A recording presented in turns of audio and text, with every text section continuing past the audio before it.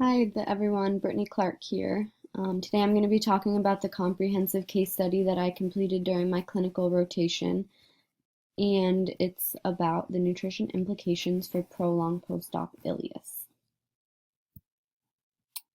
During my presentation, I'll be giving you an overview of the patient and case, and I'll discuss the three medical concerns that influence the nutrition care process, so post-operative ileus, malnutrition, and type 2 diabetes. I will give you a timeline of medical events and nutrition assessments and interventions, and I'll discuss the guidelines versus actual interventions, and then I'll conclude with my suggestions for future patients.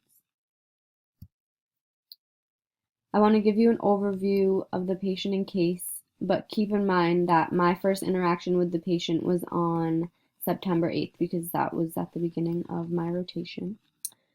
So this patient is an 80-year-old man who initially arrived at the emergency department on July 4th due to multilobar pneumonia, acute kidney injury, and small bowel obstruction. He was treated and released to a nursing facility and then returned to the hospital with sepsis and recurrent small bowel obstruction. And once he recovered, he underwent abdominal surgery, and after that he developed postoperative ileus and required TPN. His past medical history includes pneumonia, acute kidney injury, type 2 diabetes, abdominal adhesions, exploratory laparotomy with lysis of adhesions, small bowel resection with small intestine anastomosis, UTI, hypertension, peripheral neuropathy, anemia, rectal cancer, and prostate cancer. He's a well-known independent man in the community and has two very supportive children. He's a retired accountant, a previous smoker who quit 20 years ago, and he drinks on rare occasions. I couldn't get a nutrition or diet history from him since he'd been NPO since July 4th, but he did receive some clear liquids during his stay and tolerated bites of foods like tomato soup, jello, and eggs, and his PO intake was about 50 to 500 mils per day during his stay. He is 67 inches tall, and his current weight during my assessment was 71.8 kilograms with BMI of 24.8. While completing the nutrition care process, there were three medical concerns that primarily affected the care given to this patient. The first being postoperative ileus, which affects a significant portion of patients who undergo abdominal surgery. So normal GI peristalsis in the fasting state results in a slow contraction of the intestines and becomes faster and more forceful during the fed state, so that intestinal contents can move in a forward direction. Post-op ileus is defined as a physiological response in which there is a short-term cessation of peristaltic movement in the intestine. Due to reduced intestinal movement, symptoms of post-op ileus include abdominal pain, nausea, vomiting, constipation, abdominal distension, and the inability to tolerate nutrition, food, and fluids. There are two phases to post-op ileus. The first involves the autonomic nervous system and occurs immediately after surgery. The parasympathetic nervous system, which is one branch of the ANS, typically stimulates peristalsis by inducing the release of acetylcholine into smooth muscle cells of the GI tract.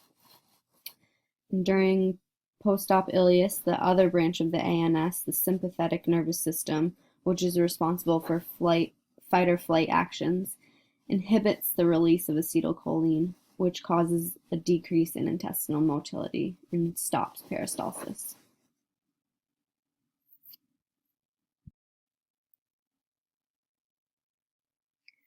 Phase 2 of postoperative ileus occurs 3 to 4 hours after surgery and is an inflammatory response.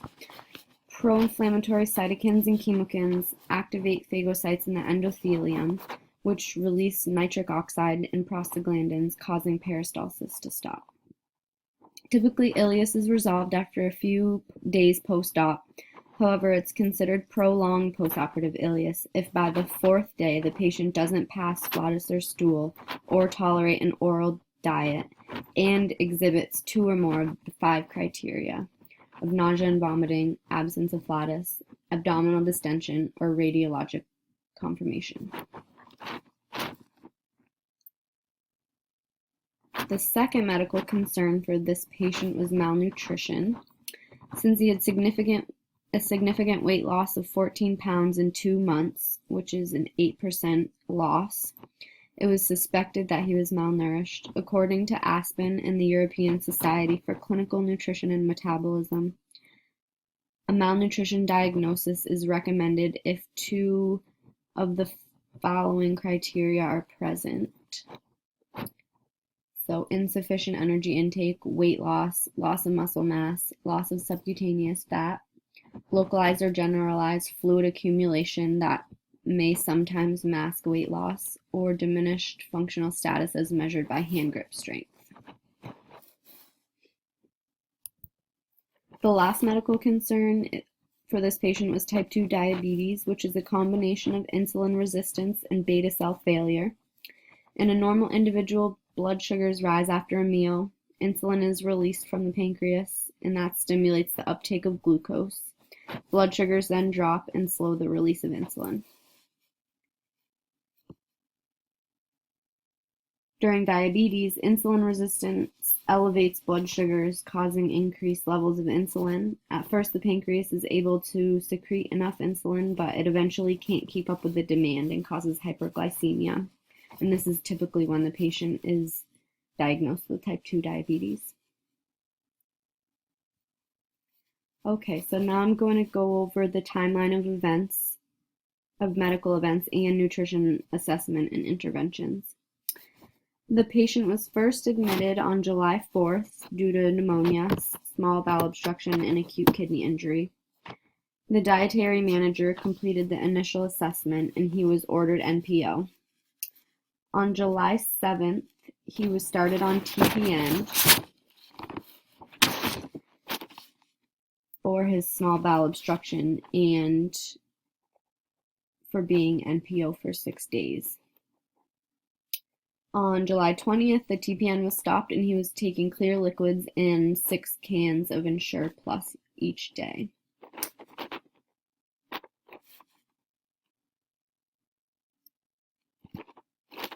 On July 23rd, he was diagnosed with type 2 diabetes and had a nutrition consult related to the diagnosis, and he began taking mealtime insulin. On the 27th, he was discharged to a nursing facility with future plans for abdominal surgery, and he returned to the emergency department on August 7th with sepsis, abdominal pain, nausea, vomiting, and recurrent small bowel obstruction. He was given 4 liters of fluid resuscitation and transferred to the ICU for recovery. On August 19th, after he recovered, he underwent an exploratory laparotomy with lysis of adhesions, bowel resection, and small intestine single anastomosis. After the surgery, he developed post-op ileus and was ordered NPO for bowel rest. And on the 26th, he had another bowel resection, and the medical team started nasogastric tube decompression to treat the post-op ileus. On that day, he also started again on TPN at 1.5 liters of amino acid 5%, dextrose 15%, with 250 mils of 20% in IVLE, which provided him with 1,560 calories and 75 grams of protein. And on September 9th, there was another nutrition consult. Because he had lost weight, he now weighed 71.8 kilograms with a BMI of 25, which showed a significant loss from the first assessment on July 4th. And his needs were estimated by the RD at 1,800 kcals per day and 95 grams of protein. His nutrition diagnosis was inadequate energy intake related to POI and TPN, as evidenced by inadequate TPN and only meeting 86% of his needs, as well as a weight loss of 8% in 2 months. So the intervention was to increase his TPN to 2.0 liters of the same solution, which provided him with 1,920 kcals, and 94 grams of protein.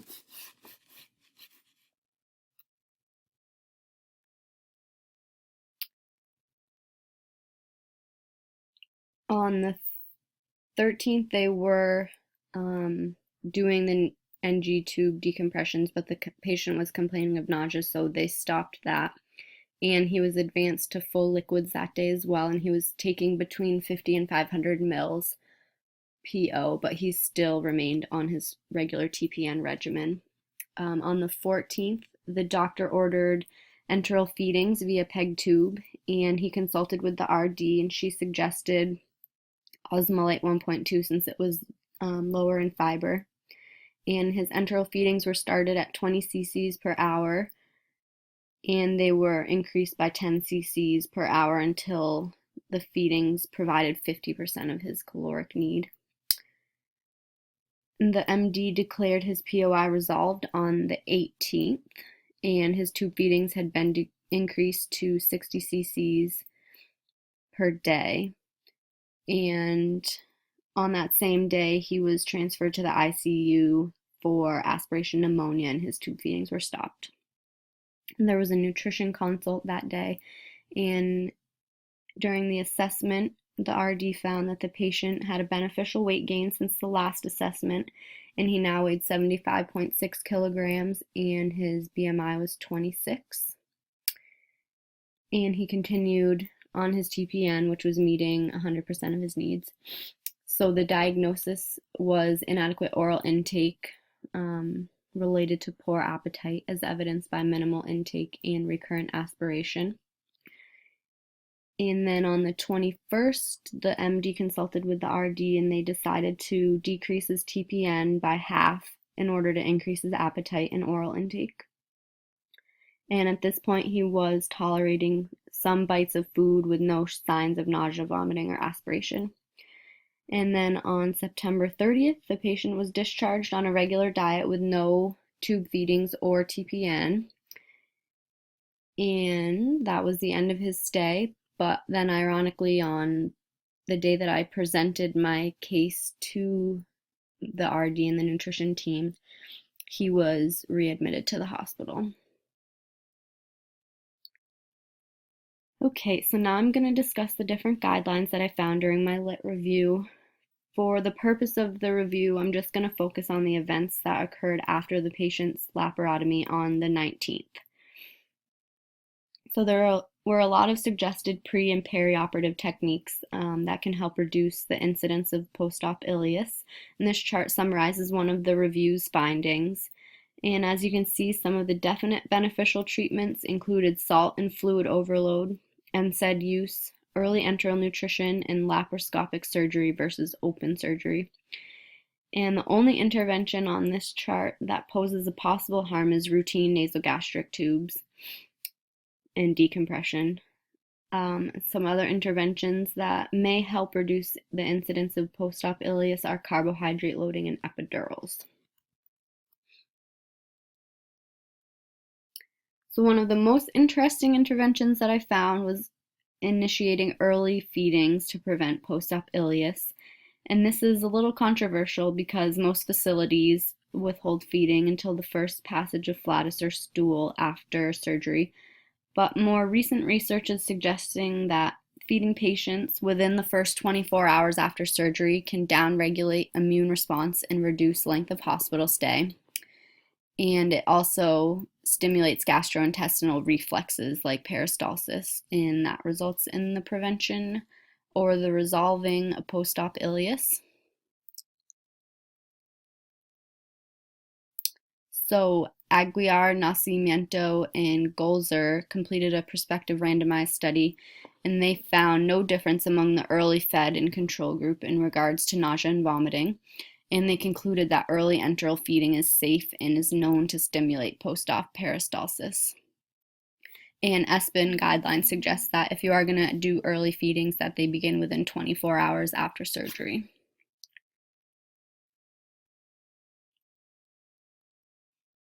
The next intervention I researched was routine NG tube decompression, which was previously thought to be beneficial in preventing post-op ileus, but the researchers are now starting to discourage the routine use of NG tube decompression because it may increase the risk for aspiration. A recent Cochrane review looked at 28 random control trials of patients who underwent abdominal surgery and NG tube decompression, and it found that there was a shorter time to the first passage of flatus among those who didn't receive the decompression. It also reported significantly less discomfort, nausea, and vomiting among those patients. However, there was evidence that NG tube decompression was warranted in patients who were at risk for prolonged post-op ileus. According to the literature, TPN should be administered to patients who don't tolerate enough PO intake due to prolonged postoperative ileus to meet the nutritional needs after 7 days post-op. The formula should contain 25 to 30 kcals per kilogram with a protein-fat carbohydrate ratio of 20 to 30 to 50. And the calculation should be based on ideal body weight to avoid overfeeding obese patients. And the same report also stated that there's no need to wean the patient off TPN and that they should progress toward a normal diet. The last important intervention was in regards to preventing hyperglycemia, since it occurs in nearly 50% of patients who receive TPN. Dextrose should be infused at a rate of less than 4 milligrams per kilogram per minute to reduce the risk of hyperglycemia and diabetes. Lee et al. Found that those who experienced hyperglycemia were more likely to be admitted to the ICU, have a longer hospital stay, and a higher mortality rate. Overall, most of the interventions that the patient received were consistent with the guidelines discussed in the literature review. However, there were a few discrepancies. Due to his NPO status and TPN for nutrition therapy, he didn't carb load before his operation, and he also didn't receive the epidural. However, he did undergo a laparoscopic operation versus open ab surgery. In regards to post-op feeding, the patient was ordered NPO immediately after his surgery for bowel rest versus getting the early feedings. And when I was presenting my case to my preceptor, she asked if she could share it with the surgical team because she was pretty sure they had never heard of this intervention. The next recommended guideline was not using NG tube decompression, which was previously thought to be beneficial in preventing post-op ileus. But the patient's NG tube was decompressed several times throughout his stay. And they eventually clamped his NG tube because he was experiencing nausea. And this one's a little bit tricky because the literature does state that if a patient is at risk for prolonged post-op ileus, that decompression is a valid intervention, but he still developed it. In regards to the TPN use, the nutrition team followed the guidelines and administered TPN after 7 days of the patient being NPO. And although initially the patient wasn't receiving enough kcals per day, the formula was changed and it was within the guidelines. While the patient was diagnosed with type 2 diabetes, his dextrose infusion rate was below the recommended upper limit of 4 milligrams per kilogram per minute at 2.9. And lastly, the literature suggested a slow progression toward a normal diet, and throughout his stay, the patient was encouraged to take bites of food and was eventually discharged on a regular diet. Overall, great care was taken in resolving the patient's medical diagnoses. One suggestion that I made to my preceptor was that the surgical team consider early feeding for patients who undergo abdominal surgery, and she agreed with that. And the other suggestion I made was to increase communication between the surgical team, the doctors, and the nutrition team, as well as the care managers. Several times throughout the patient's stay, there was vocalized confusion about why he wasn't being advanced to a regular diet, as well as miscommunication regarding his enteral and TPN. Since the facility uses a hospitalist system, surgical patients often aren't on the service of the doctors who order the nutrition consults and change the diets. So my preceptor agreed that more communication among the entire care team was definitely a valid recommendation. Other than early feeding and increased communication, I didn't have any other recommendations for her. And at the end of the day, the patient's post-op ileus was resolved and he was sent home on a regular diet. Thank you.